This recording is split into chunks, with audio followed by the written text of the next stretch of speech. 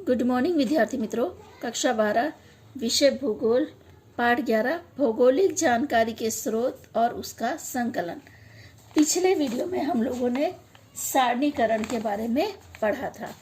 सारणीकरण के बाद आता है हमारा टॉपिक आलेख। आलेख जो है वो इस साल हमारे सिलेबस में नहीं रखा गया है। आलेख के जो 3 भाग हैं वो तीनों भी हमारे सिलेबस में नहीं रखे गए, यानी आलेख से रिलेटेड कोई भी प्रश्न हमें नहीं पूछे जाएंगे, तो उनके बारे में हम पढ़ने वाले नहीं हैं। अगला टॉपिक है हमारा सांख्यिकीय प्रविधियां।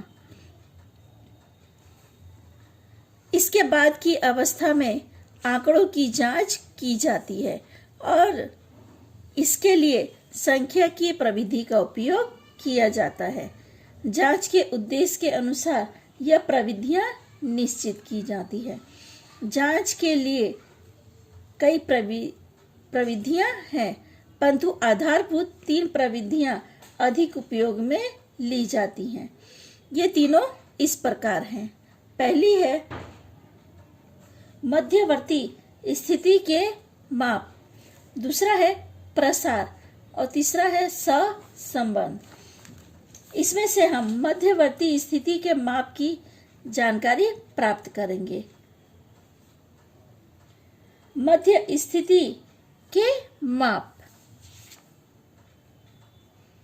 किसी भी अध्ययन के लिए प्राथमिक एवं द्वितीय अंकात्मक जानकारी प्राप्त की जाती है।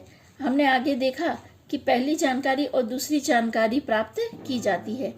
ये आंकड़े अलग अलग इकाइयों द्वारा संकलन किए जाते हैं। सभी इकाई के समूह के लिए अध्ययन के लिए समाविष्ट कहते हैं।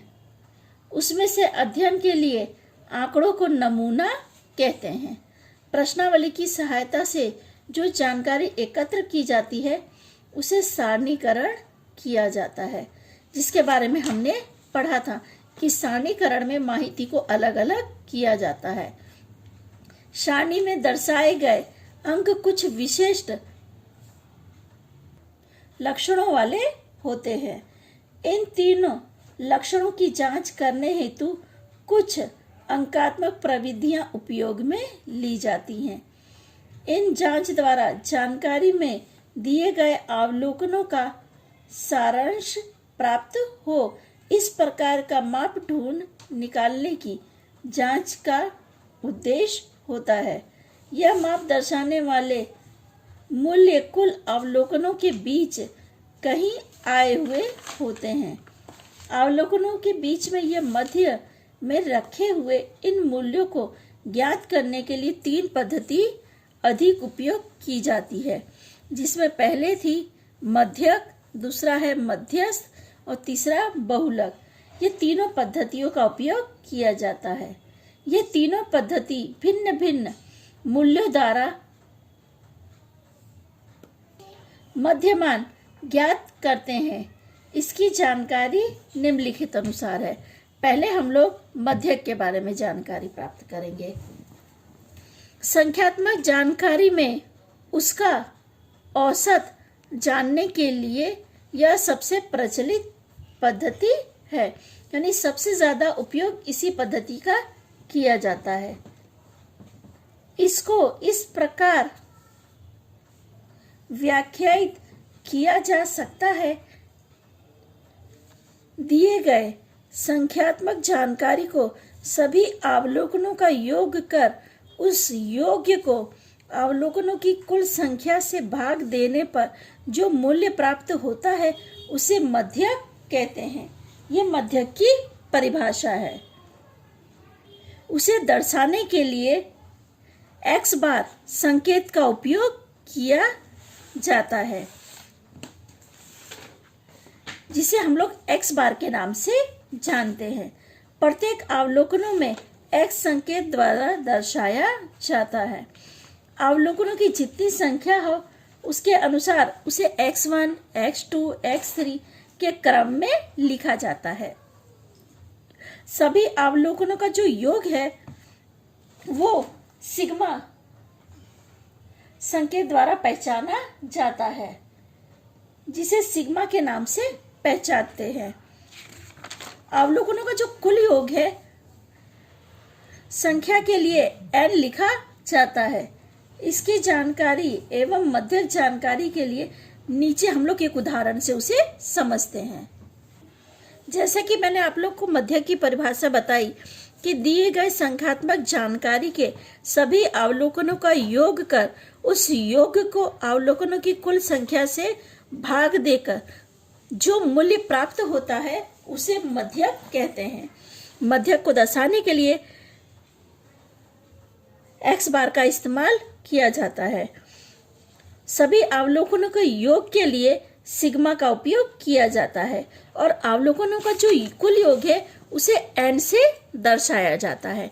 यहाँ पे मैं आपको एक उदाहरण बता रही हूँ और आपको ये इसका एक सूत्र याद रखना होगा कि x bar sigma x i बटे में n, ये इसका सूत्र है।